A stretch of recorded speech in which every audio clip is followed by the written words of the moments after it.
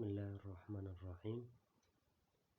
سب سے پہلے آج میں پوری امت مسلمہ کو عید الفطر کی خوشیوں پر مبارکباد پیش کرتا ہوں، اور خصوصاً ان احباب کو جنہوں نے جو ہماری ویڈیو کو دیکھ رہے ہیں، اللہ رب العزت ہم سب کو یہ خوشیاں بار بار نصیب فرمائے۔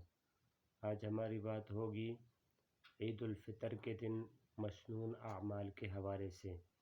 تو عید الفطر کے مسنون اعمال 12 اعمال ایسے ہیں کہ عید الفطر کے دن وہ مسنون ہیں۔ پہلا عمل شرعی دائرے میں رہ کر آرائش کرنا، یہ مسنون ہے۔ شرعی دائرے میں رہ کر اپنا آرائش زینت کرنا، یہ مسنون ہے۔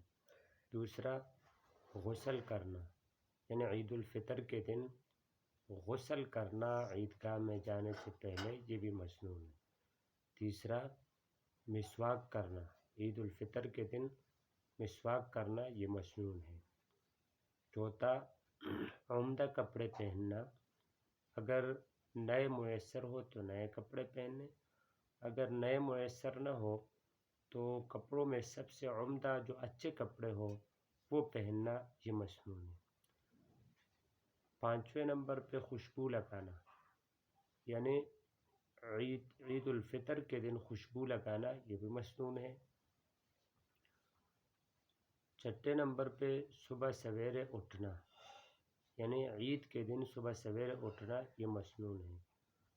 اور ساتویں نمبر پہ عیدگاہ کی طرف صبح سویرے جانا، صبح سویرے عیدگاہ کی طرف جلدی جانا۔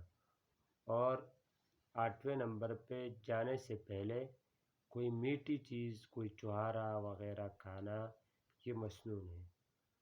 اور 9 نمبر صدقہ فطر، یعنی جو فطرانہ ہے وہ عیدگاہ جانے سے پہلے ادا کرنا۔ اور 10ویں نمبر پہ بلا عذر شہر سے باہر شہر میں نماز نہ پڑھنا، یعنی کوئی عذر نہیں ہے پھر بھی شہر میں نماز نہ پڑھنا، یہ مسنون ہے۔ 11ویں نمبر پہ ایک راستے سے جانا اور دوسرے راستے سے آنا، یہ مسنون ہے۔ اور 12 نمبر پیدل جانا اور پیدل جاتے ہوئے تکبیرات تشریق کہنا، اللہ اکبر اللہ اکبر، لا الہ الا اللہ اللہ اکبر، اللہ اکبر وللہ الحمد، یہ تکبیرات آہستہ آواز سے کہنا، یہ 12 اعمال مسنون اعمال ہے، اور یہ عید کے دن کرنے کے اعمال ہیں۔